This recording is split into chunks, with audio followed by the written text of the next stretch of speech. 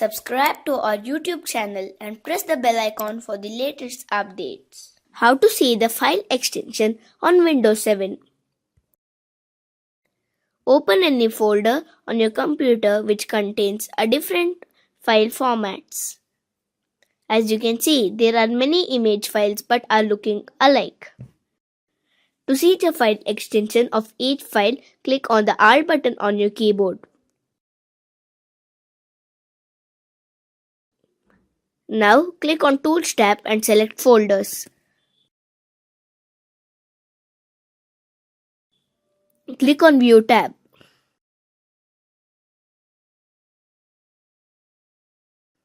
Uncheck the box Hide Extension for no file types.